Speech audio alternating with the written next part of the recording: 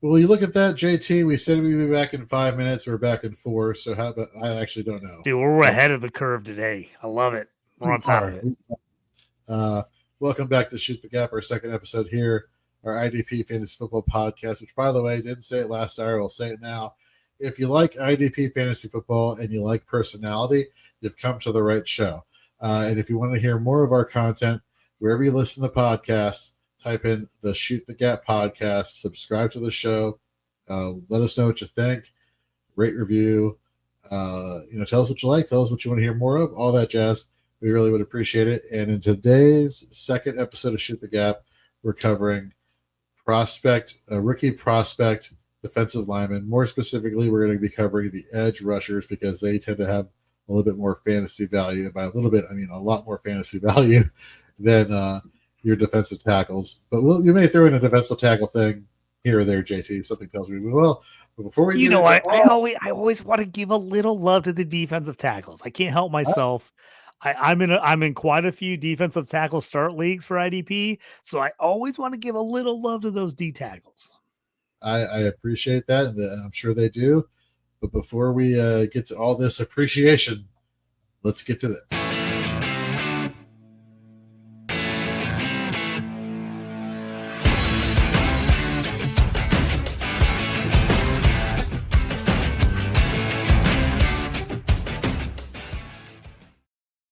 So we already got comments in the chat, which, by the way, people, if you're not already, head over to our YouTube channel, jump in the chat, let us know what you think. If you have any questions about the defensive side of the ball for fantasy football, and this is your first time watching an IDP show because you're enamored by my Superman comic books and then my old 90s pro wrestling WWF action figures, or my Infinity Gauntlet. There we go, my Infinity Gauntlet. Feel free to jump in there and talk about whatever you want to talk about. Offense, defense, we got you covered. And we already got to some comments in the chat from Jamie, good old Jamie here. Huge fan of us at Fantasy and Frames, and we're a fan of you as well. He says, why are you starting so early? We're now the middle show. We're changing it up this year. Fourth and Frames, our redraft show, is now the 10 o'clock show. They're the late hours.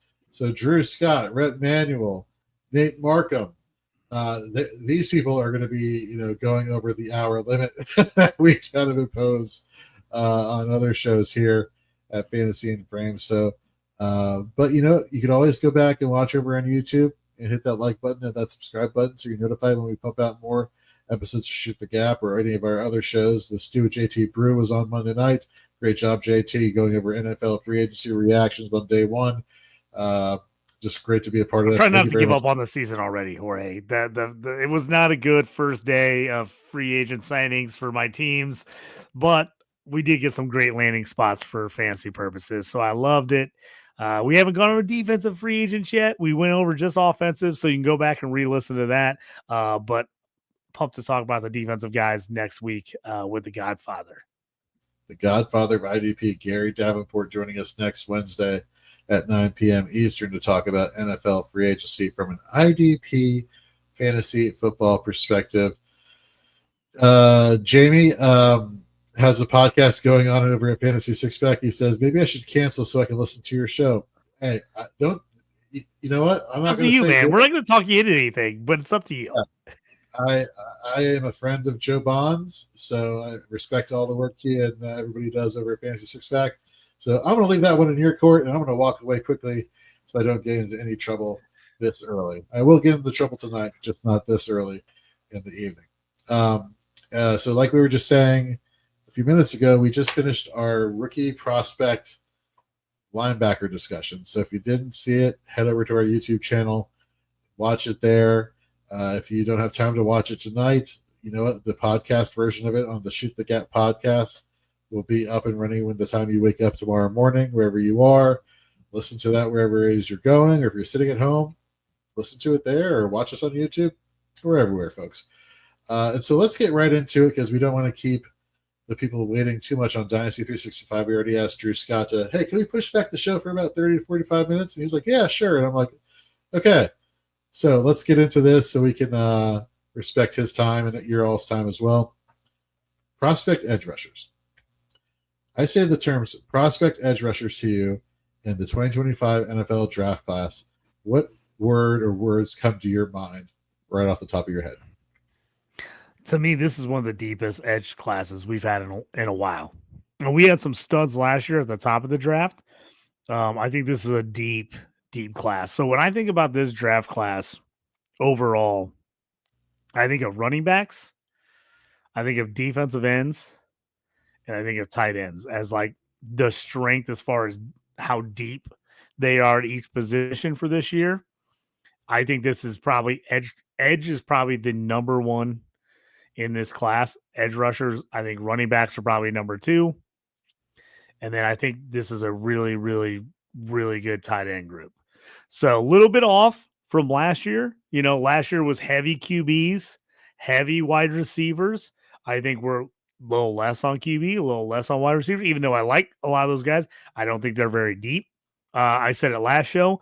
I like the top end safeties in this class, but it's not a very deep safety group. I tell you what, I have a ton of safeties from last year's rookie class, and I'm just looking at the signings and guys moving around, and I'm looking at the depth charts, and I'm like, oh yeah, I've got a lot of second year safeties I think are going to have prime years for IDP this year. I'm pumped about it.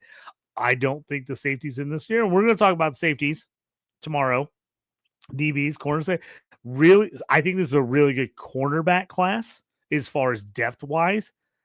But the problem with them, IDP quarterbacks don't use for us. They just don't they just don't give us points. So unless they're a slot corner, and we'll try to hopefully figure out who those guys are going to be on tomorrow's show.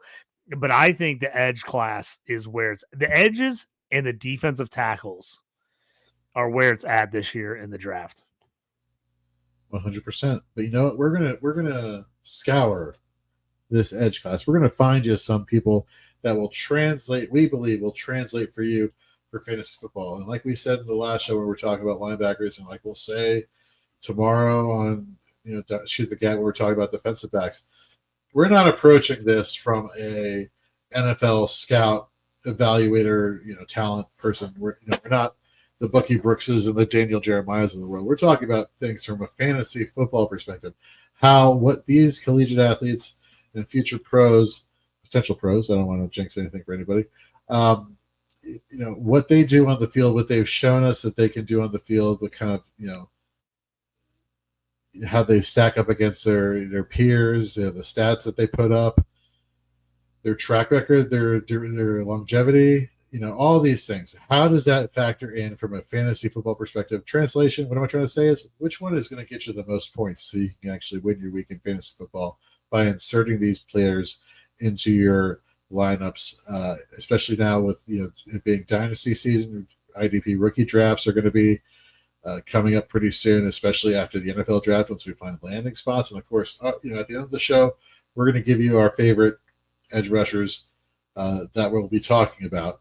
If you want to go check out more of the rankings for IDP, JT over at DLF has put together his list pre-NFL draft. You can go head over there and check out his content over there. Just fantastic work over at DLF. Shout out to Moody, who's a good friend and a fan of Fantasy and Frames. So with that being said, let's get into the guy that everyone's been talking about all year.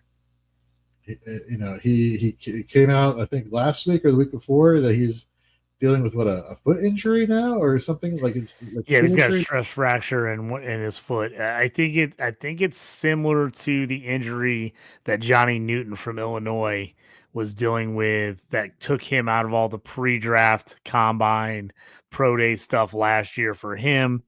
It cost him last year. Most people had him as a top 15 player. He ended up dropping to the second round. The Commanders, I think, got an absolute freaking steal. And I think we're going to see that this year. I think in real life, it's going to be a steal. And if you're in a defensive tackle start league, go out there and get Johnny Newton now in the offseason here. If you got free agent pickups, go get him because I think he's going to be a nice player for them.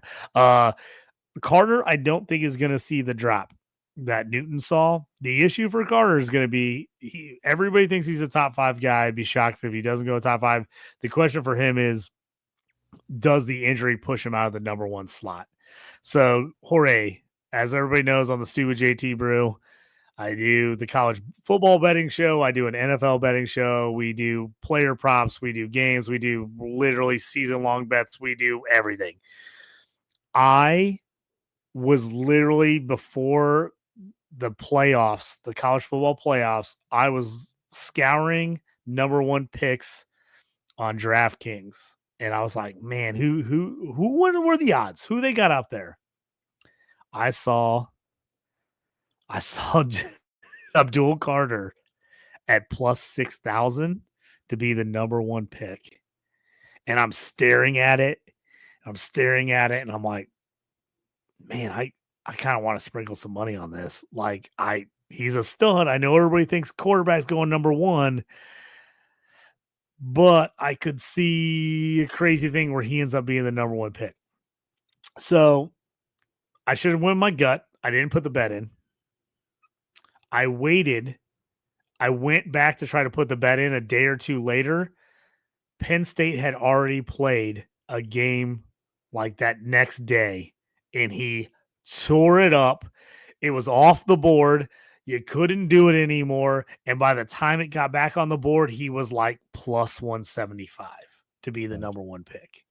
And I was like, I could have been plus 6,000. I mean, I'm in a Discord chat. I have evidence where I was like, what do you guys think? Is that worth sprinkling like a little money on Abdul Carter plus 6,000 to be the number one pick? And of course, people got back to me the next day and they're like, dude, that's kind of juicy. I kind of like that. Well, it got pulled off the board immediately. So that's my regret of the draft. Hopefully he doesn't go number one, just so I don't get really upset that I didn't throw another little $10 on that to win 600. But I digress. I think he's an absolute stud.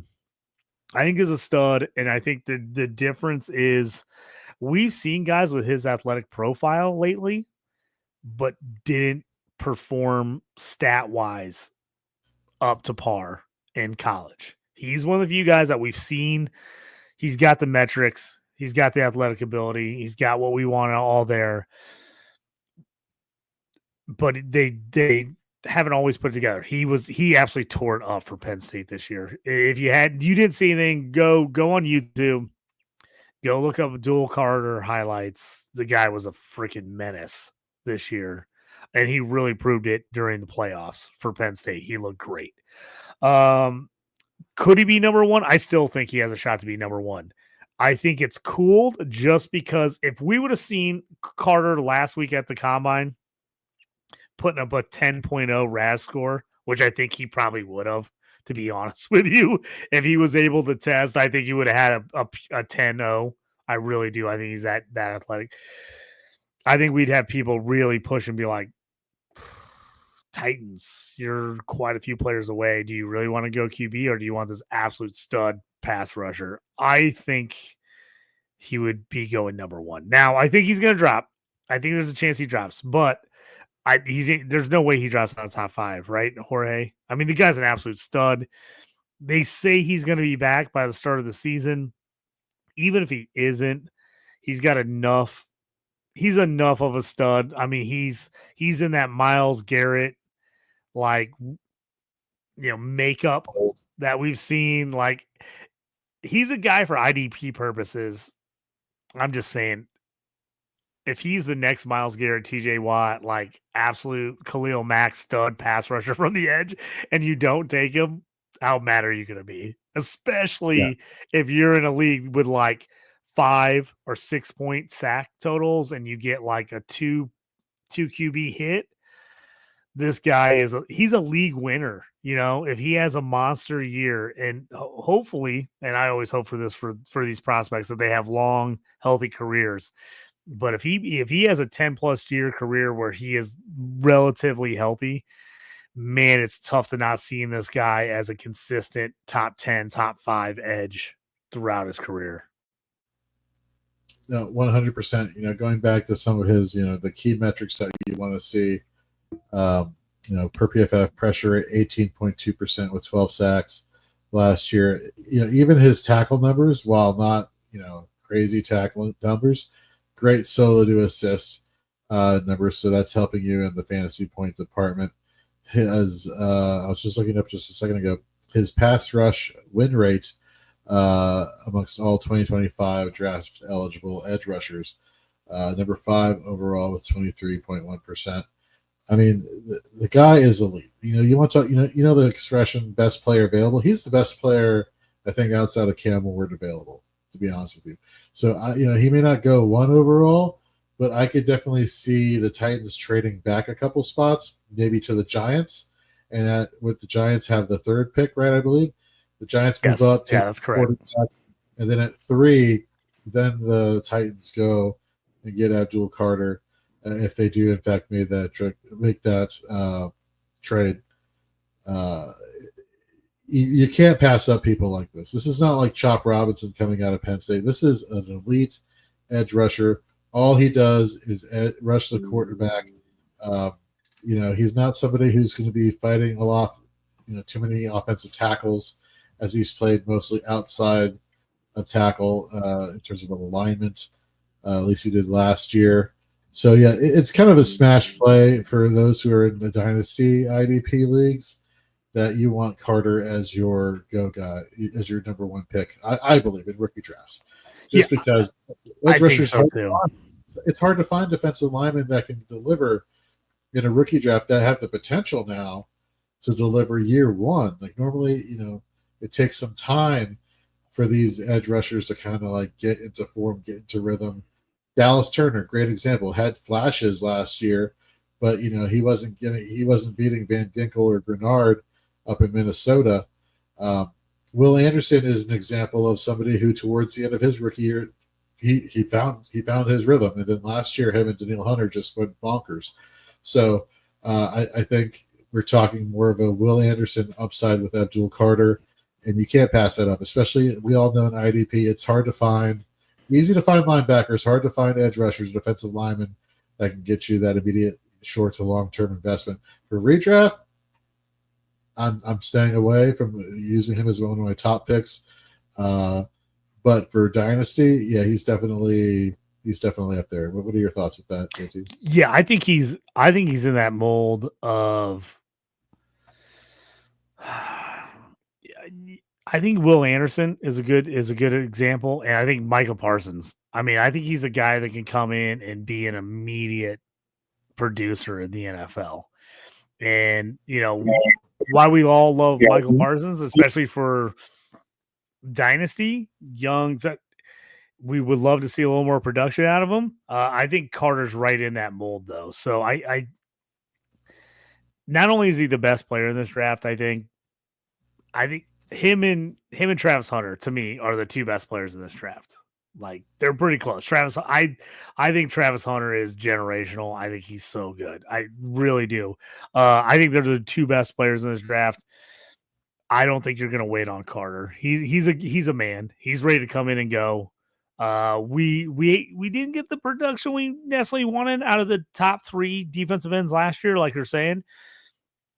I'm not worried about that with Carter. As long as the health's there, as long as the foot's healed, I think he's a guy that's going to come in and wreak havoc right off the bat. And especially in Dynasty, you're just going to be mad at yourself in 3 years when he's Will Anderson, Michael Parsons, and you didn't take him, and he's the number 1 ranked Dynasty IDP player as far as value, and you're like, God, why didn't I take him? He's a guy that I think you're going to have to reach on in IDP drafts. I really do. You're going to maybe have to skip out on a running back or a wideout you like to get him, because I think depending on your scoring format, he's going to go high. I know a couple of my IDP leagues. I will be absolutely shocked if he's not a top 5 pick, because they're pretty high scoring. I'll be shocked if he doesn't go top 5. Few of my other leagues, typically 3rd round, 4th round is when top IDP guys go. I think he sneaks into the 2nd, because I just think he's gonna be that good. So I mean, you got to look at just your rank, adjust where you would take him depending on your league. But he's also one, like, if he goes to the Titans, right, okay, great. If he goes to the Browns, okay, great. Like, I don't know if he goes to the Jags, great. Whoever takes him, it doesn't matter to me. to be honest with you. I'm taking him in IDP anyway. Like, it's not like, oh, I like that. I mean, I might like a spot better than the other, but it's not going to affect how I look at him IDP wise whatsoever. You brought up the name Micah Parsons, and I think while if Micah Parsons was strictly an edge rusher and didn't rotate between edge and off ball, I can 100% see that comparison.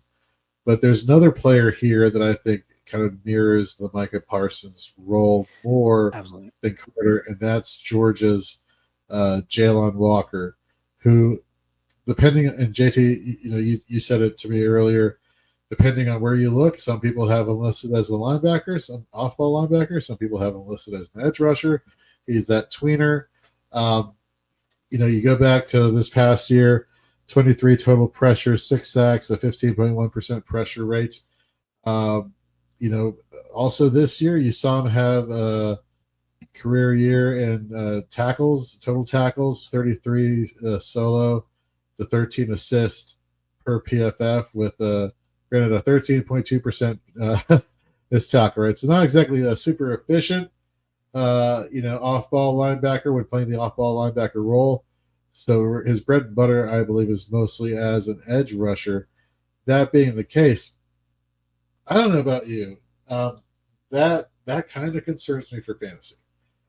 Because, again, let's take it into a scenario where you're playing in a league whose IDP league whose scoring settings have 5 or 6 points for a sack and 3 and 2 for a tackle for a loss and a quarterback hit, and any kind of metric that rewards pressure.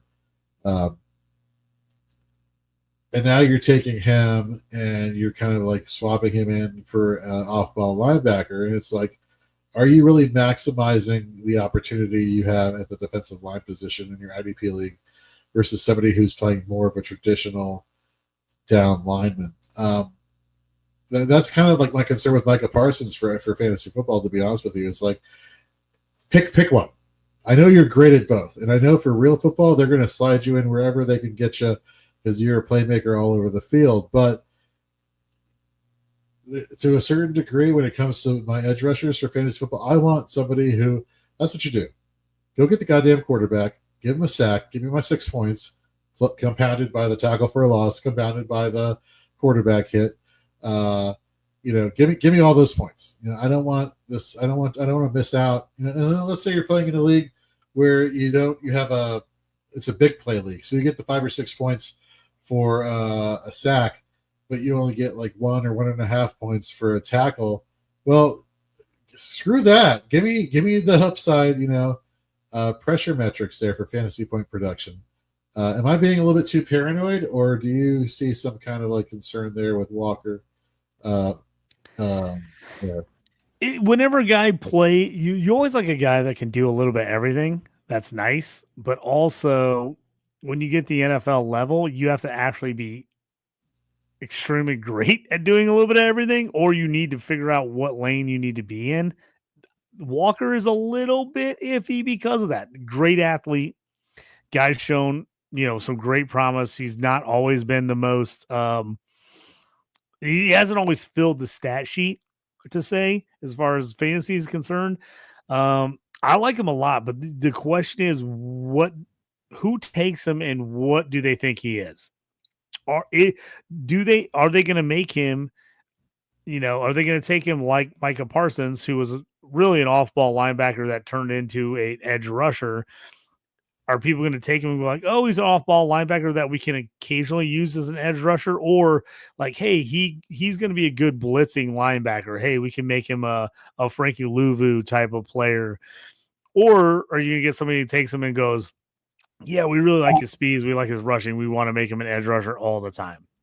That's going to be interesting. His dual eligibility is very enticing to me, especially in sleeper. If he gets D-line and linebacker, that I like more. Now, the question is, if he ends up mostly playing off-ball linebacker, but or ends up playing mostly edge or whatever, and gets listed as a linebacker on like my fantasy league, because that happens. Like Micah Parsons listed as a linebacker on my fantasy league, unless you, depending on what league you're in, if your manager adjusted or not. If he plays mostly edges but ends up being listed as a linebacker, that worries me fantasy wise. That kind of caps his upside to me. And the question is, how much in love with him are NFL managers? Like right now, everybody's talking about him being a top 8 pick. Everybody's like, oh, he's going to Carolina 8 to 10 pick, blah, blah. But I think there has to be a plan for him. If everybody just takes him and is like, we'll see what we can do with him. I don't like that. I want a plan for how you're going to use him. I think he's good at edge. I think he's good at off-ball linebacker. I think he's a super talented guy. I do think there is cause to be a little bit concerned IDP, what that's going to end up looking like. Yeah, no, I'm right there with you. We got JBM in the chat. Hey, boys, how you guys? Too many moves the last few days. You're absolutely right. It has been bonkers. Breaking news. I know this is not an offense show, and it's shocking that I'm the one breaking the rules here, but it's just so ludicrous. I had to bring it up. Mike Williams, formerly of the Chargers, formerly of the Jets, is now back with the Chargers on a 1-year deal. That's how desperate they are for wide receivers. Why not bring back Keenan Allen? Keenan Allen's a better move to bring back. I mean, we saw what happened. Mike Williams went to the Jets, nothing. Steelers traded for him. I think they threw him 2 passes. After they traded for him was a complete waste. Yeah, I hear you. And then Jamie's also saying, is Pearson going to eat now that Lawrence is gone? What's your definition of eat? Because before I started taking Ozempic to control my weight management, my definition of eat was get a massive plate, down that son of a bitch, and then have another plate and enjoy it. Versus now, it's like I have a Triscuit and I'm good. You know what I mean? So somewhere, obviously, the range of outcomes is going to fall in between there. It too soon to tell would be my safe answer to you right there. What do you think, JT? I agree with you. I'm not totally sold. I'm going to wait and hold off on that for a minute. There you go. All right, let's get to another player that is pretty interesting. There is some debate, even though I know what the answer is. There is some debate of which university came up with the expression "we are." Some say it's Penn State. Some say it's the alma mater of Mike Green, being Marshall. We are Marshall. We are Penn State. Spoiler alert: Penn State came up with it first. That's it's shocking. But I'm not going to hate Marshall. If it's Maryland, we are Maryland. That's where you tell the team to shut up, find something else. And then you're like, no. You're like, let's do something different. Let's exactly. Let's find a different one. Yeah, exactly. Let's be creative here. Mike Green, per PFF, we look at all the different pressures here. Let me pull up my stat sheet that I had just a second ago. Apologies, folks. I want to say he was number 1 in total pressures amongst all. No. Where was he? He was number 6 in total pressures with 56. 20. Did I read that correctly? Mike Green, Marshall. Yeah, number 6 in total pressures with 56. Yep. Had 16 sacks. Was number 1 amongst all edge rushers in all of college football that played at least 20% of snaps. AKA people who were not in for a game and then had a blow up game and then you never saw them again. This guy, led the league or the NCAA in those qualifiers in sacks at 56 total pressures. His win rate was top 10. In fact, he was the 10th best edge rusher in terms of pass rush win rate. Say that 3 times fast. It's pretty good. That's pretty good. It's kind of what you're hoping for. Playing in the MAC, he's 6'4", 248. That's a big guy. You know what I mean? That's the metrics there, the efficiency. Well, and Jorge, he has put on a ton of weight. He entered college as a 215 pound linebacker at Virginia. So that tells you how he's transitioned. He went from a 215-pound inside linebacker at Virginia to a 248 defensive end edge rusher. So it's been quite a change for him. Yeah. No, and in fact, you look at something that's also great is the fact that his tackle numbers have been pretty good in terms of having more solo to assist. So he can get out there and make those tackles. Again, inefficient tackler, that being the case, with a 14.8% missed tackle rate and 14.6% career missed tackle rate, which is what you don't want. But you get what you want. You get what you want out of this player, what you want out of these edge rushers. You want the guys who are applying pressures, who are getting the sacks. It is one thing, and again, I want to emphasize this a lot more this year. A lot of the things we talk about year round is like, how do we recommend players? It's like, well, pressures. That is a huge determining factor. What we also have to talk about is sack conversion percentages, because how many of these pressures actually turn into a tackle for a loss, a quarterback hit, a sack? These are things that we also have to take into consideration. And so, but he is not one of those people that you have to worry about, because you saw it translate very well last year at Marshall. And again, you take these efficiency numbers, you take how big he is, how well he moves. I overlook the fact that he plays in the MAC. That doesn't mean anything to me. Look at Khalil Mack. He played at the University of Buffalo, or Buffalo University, whatever it is. No disrespect to the Bison there. Yep. I think that's their mascot. Also a MAC team. Buffalo's are they really? How about that? Fun facts. Marshall has moved conferences. That I'd hate to tell you that, but they're in the Sun Belt now. What? Okay, well, I am clearly. I know. I'm sorry. There's been some adjustments, especially with the smaller schools in college the last couple of years. Yeah, Marshall's now in the Sun Belt. Buffalo is is a MAC team. Well, what is Miami of Ohio? Ben Roethlisberger. Miami of Ohio is in the MAC as well. Okay, well, at least they stayed, so good for them. But yeah, so Mike Green, pretty damn good. What are your thoughts on Mike Green? Yeah, so Mike Green, great season at Marshall, led the nation 17 sacks. You can always say, oh, worst competition, whatever. The Sun Belt was pretty good. There's some pretty good teams. There's some pretty solid players there, and I don't care where you're playing. 17 sacks is 17 sacks. I mean, that's pretty. This is badass. It is. 17 sacks is badass in college. I mean, he had more sacks than games played. That's fantastic.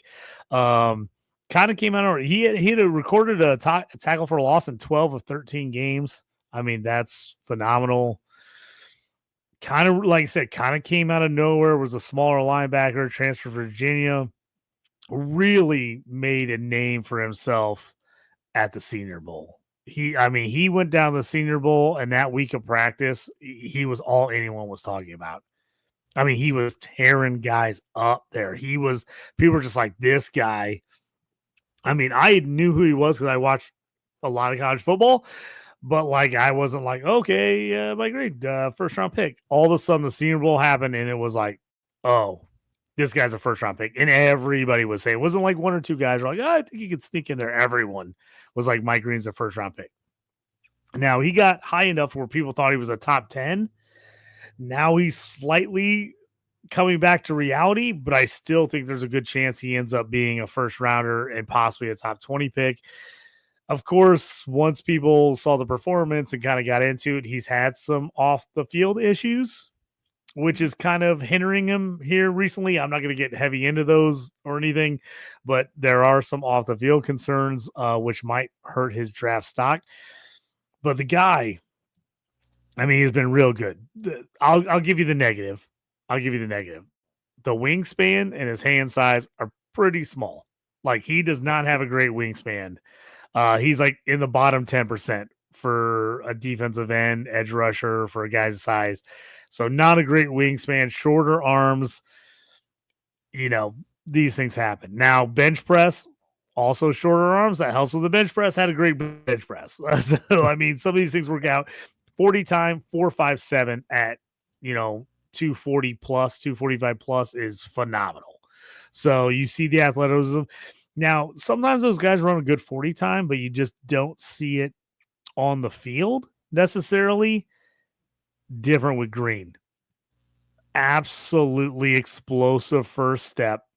He shows great bend around the corner with good ankle flex. Like he really can get under a guy, get his shoulder down, and take off.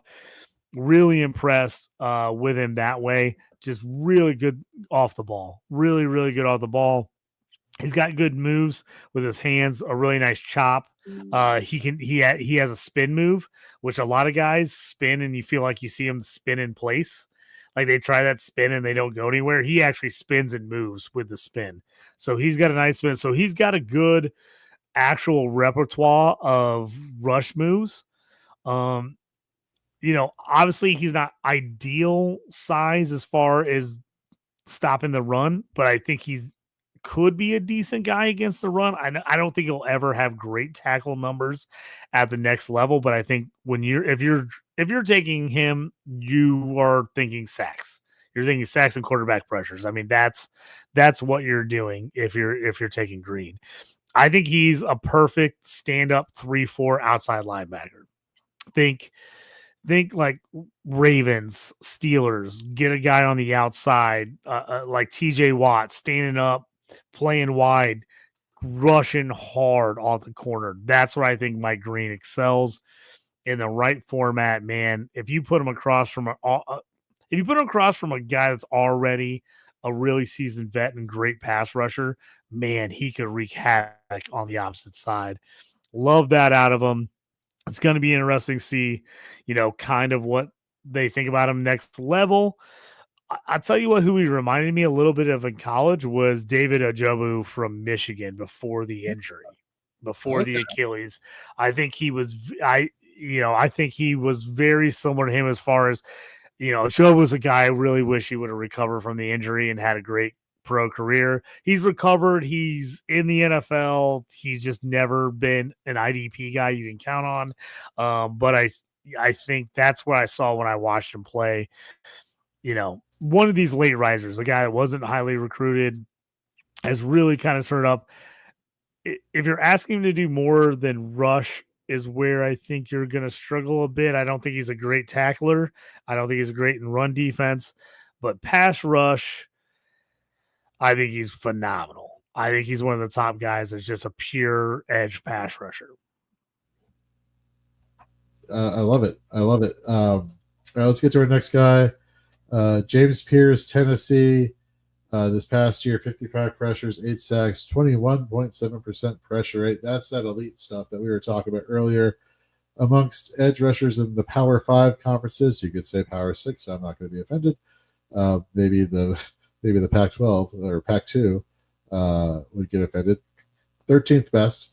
In terms of overall, all the edge rushers in the 2025 draft class who were eligible, 16th overall, had a good solo to assist tackle ratio here. Again, I'm not worried about him flip-flopping between being somebody who's playing an off-ball position or playing edge rusher. He does what he does. He's an edge rusher. He rushes the passer.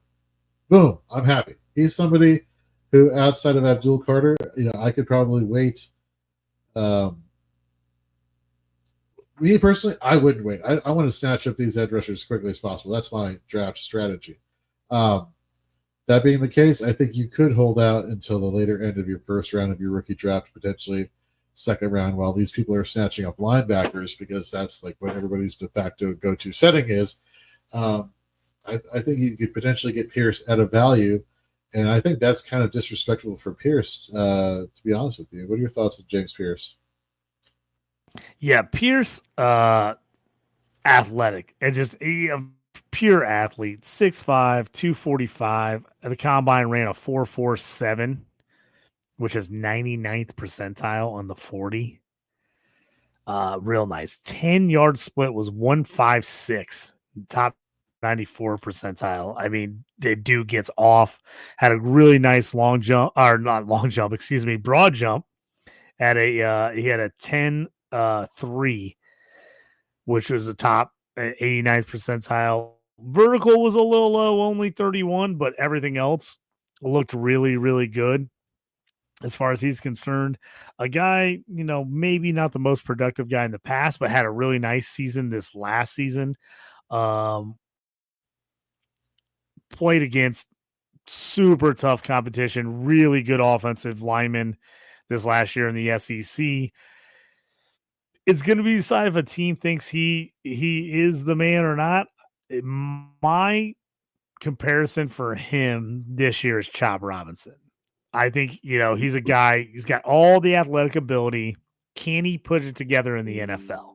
We saw Chop. Everything said he should be a stud NFL player.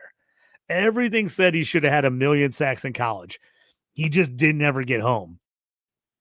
But when we saw the win rate this year, we saw the sack rate this year. When he got in there, Chop was pretty freaking good. Now, can that be Pierce? I think James Pierce, you know what? I think there's a little bit of concern of whether he does that at the next level. But as far as an athlete, the guy's top tier. I mean, he's absolutely top tier. He's everything you want as an edge rusher. If he can take what he did in college and take that athleticism and make it turn into fantasy points for you, I love it. I love it. I mean, the guy is just a pure pass rusher. I mean, if you just say like, hey, let's make a pass rusher, he's a pure pass rusher. That's what he is. So, he's that guy that fantasy wise, he might burn you 1 week where he just absolutely does nothing, but he also could win you a week where the guy absolutely explodes for 2 or 3 sacks and a sack, fumble, and recovery. I'm going to be really shocked just knowing what I know of NFL GMs. I'm going to be really shocked if he falls outside the top 15. I just don't think people are going to look at his athleticism and just be like, it's just going to be drooling. I think somebody's going to be like, we got to have this guy. So to me, top 15 pick. I think he's worth, if he just absolutely becomes a bum in the NFL, I think he's worth taking a shot on because I just think a lot of stuff would have to go wrong for him to not be at least a solid to high end pass rusher. Yeah, that I love that Chop Robinson comparison. In term, just the thing is that his senior year, the metrics were there and the production was there, and it's like you said. And then in the past was the issue with the production. Like everybody's like, oh, this guy looks really good. He just had production. He had his best production of his career this last year. So to me, that's showing the upside. Like, okay, we knew the potential was there. We finally had it hit. So that to me, I think he's less of a long shot than Chop was last year. I think Chop was a guy like everybody's like, oh, we could see it. Is it going to come to fruition? I think he's not I think he's ahead of Chop. So if you like Chop, I think you're going to like Pierce. All right, let's get to our next player, Shamar Stewart, Texas A&M. I have thoughts. This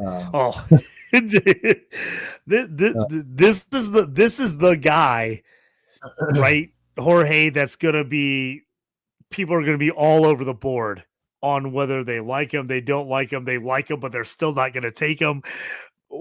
Jump in here and tell me about Stewart because this to me, this one I'm still not.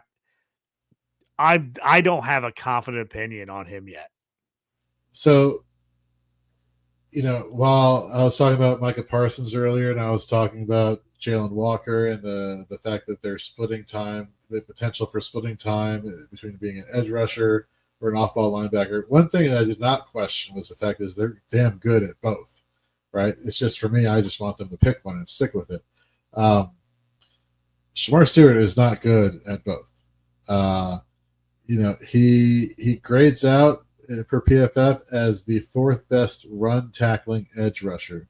Okay, that's not good. Like I don't want my edge rushers, bread and butter to be tackling, and even when he's tackling, he has a 23.5% missed tackle rate. If in the 20s of any type of rate is elite, this is like it gives the term bad. It makes the term bad be good. In other words, it's abhorrent. There we go. That's the word I'm trying to go for. His missed tackle rate. And then you look at his tackle rate, pressure rate, 12.4%. I don't want that. I don't want any of that. I don't understand what. No, he's somebody that I don't understand how he's getting bumped up lists on mock draft boards. I don't see it. Last year he had 39 pressures, only had 2 sacks, 4 quarterback hits. Not me. What are your thoughts on Shamar Stewart? So Stewart, man, he is just one of those guys that the potential. He blew up early as a sophomore in Florida. Dude had 48 tackles, 15 sacks in Florida Class 4A, which is legit. I mean, that's legit competition. Was a 5-star. Basically, that was a sophomore year. They just went up from there. Everybody was recruiting this guy. Everybody. Goes to college, goes to Texas A&M, and you're just like, where's the production? Where's the production in the 3 seasons? It just 4.5 sacks in 1.5 seasons. It's just so rough. It's so rough. But then you see him at the combine and you go, oh, this is why people are like him. Let me just give this to you out of Shamar Stewart at the combine. The RAS score. Right. Perfect 10. Perfect freaking 10. Height 6'5", weight 267, vertical 40, 40-inch vertical, 10-11 broad jump. Both of those were like, broad jump was 996, like overall RAS point. 989 for the 40-inch vertical. 40-yard dash at 6'5", 267, 459. 459. 10-yard split, 158 is freaking phenomenal. That's better than a lot of the wide receivers at the combine. I mean, it's crazy. Right now, without doing all the full testing, and we'll see the rest of it as pro day, without the rest of the full testing, right now, he is ranked number 1 all time on defensive end prospects for RAS out of 1,829 players in the last 18, almost 30 years. Number 1 all time. That is why people are on him. You see that athletic ability, you see the size, you see the numbers, and you're just like, God, if we can just unlock that, we've got an absolute beast on our hands. But the big butt, the big butt, capital letters butt. We've seen similar stuff like this in the past where we see the guy that crushes the combine. We see the guy that has the high rating. We see the guy that has every athletic trait you absolutely want. And they just never put it together. They just never can get it together either in the NFL level, but especially for fantasy purposes. You see those guys and you're like, why does that guy not give me fantasy production? Stewart's going to go high. He's going to go high. You just can't have that athletic profile and not go high in the NFL. It's just anymore you can't. He's going to go high. Now, the 3 guys we've talked about already, would I take all 3 of them over him? Yes. For me, fantasy-wise, yes. Stewart could end up being a grand slam, but he could absolutely be a three pitches and strikeout guy as well. I mean, you're really taking a chance with him. Everything says he should be awesome. But he just hasn't been. And that scares me. It just scares me because I've seen it happen too many times, especially at DN. Edge rusher is the number 1 position for guys that have literally every metric, every trait that says this person is like one of the most athletic people on earth, and somehow they still can't figure out how to end up turning that into putting up stats in the NFL. So he's somebody's going to take him high. I'm telling you, he's probably in a void for me in IDP drafts. And if I miss out on him and he ends up being awesome, he's one of those guys I could take it and not be as hurt.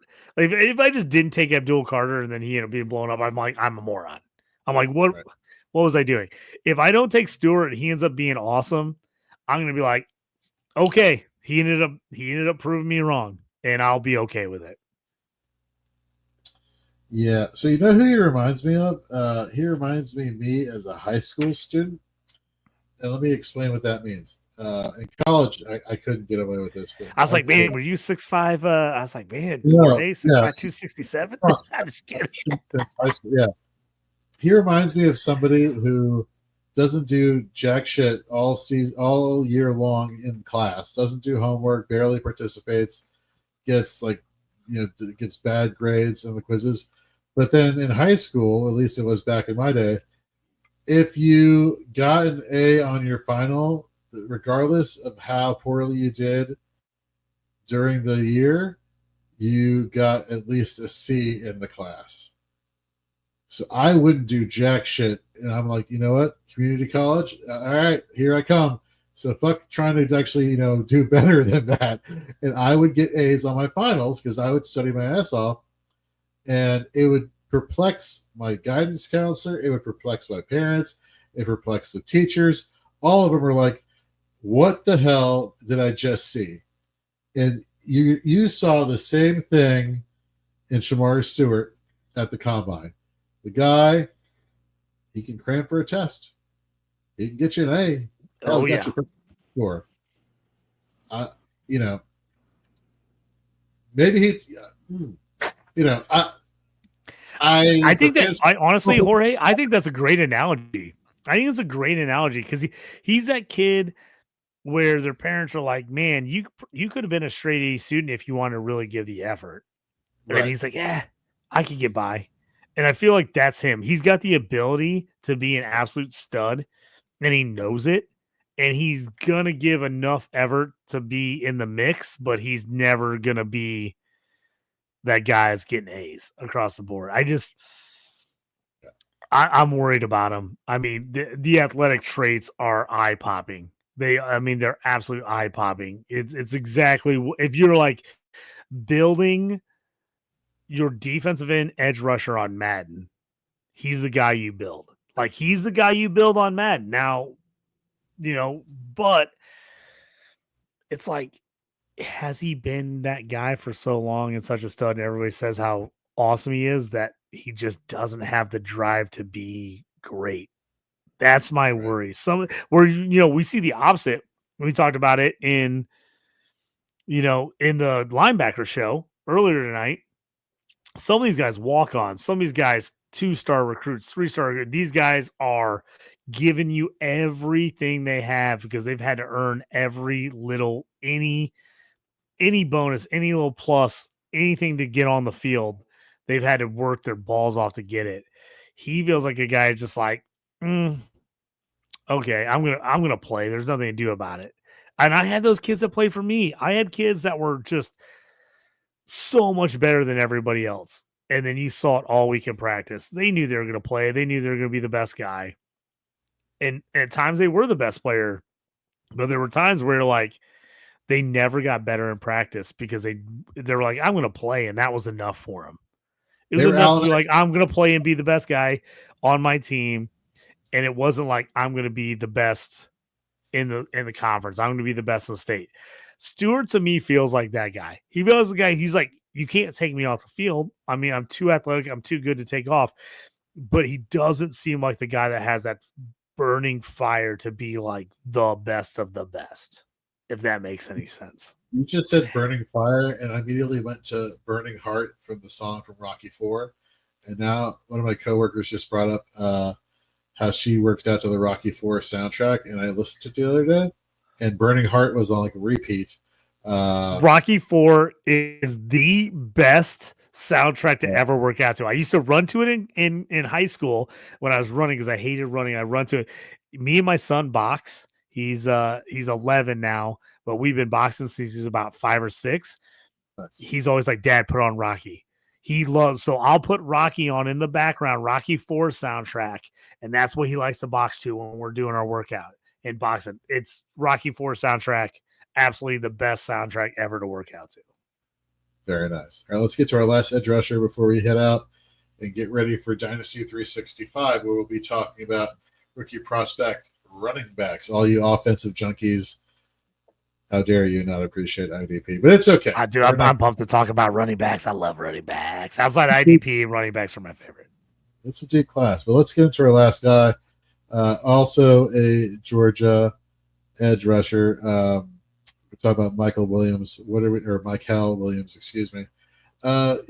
Grades better than his counter. I guess he grades kind of similarly to we were just Jalen Water. He's more of a pure edge. Yeah. I think Michael is more of a pure edge. We kind of talked about with Walker. He's a little bit of an in-betweener. He's an edge. He's an off-ball.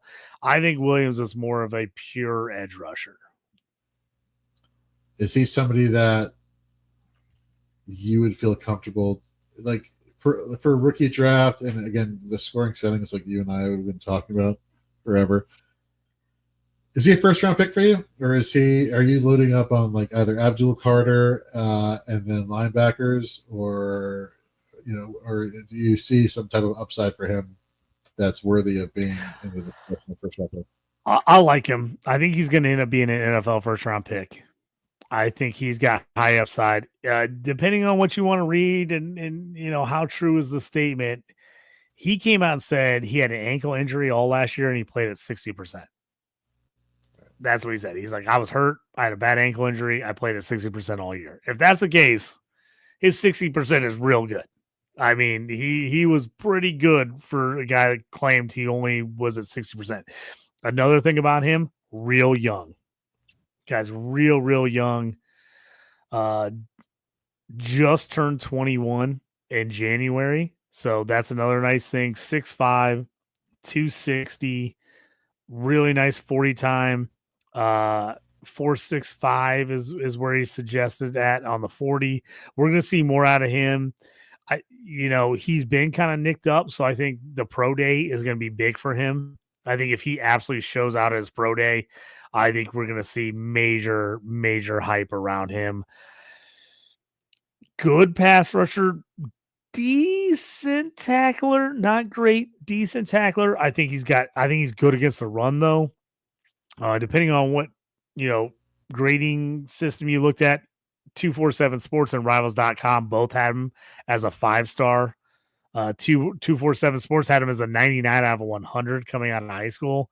An absolute, stud coming out of high school. I like him. I think he could play in a couple different systems. I think he could be your classic 4-3 defensive end.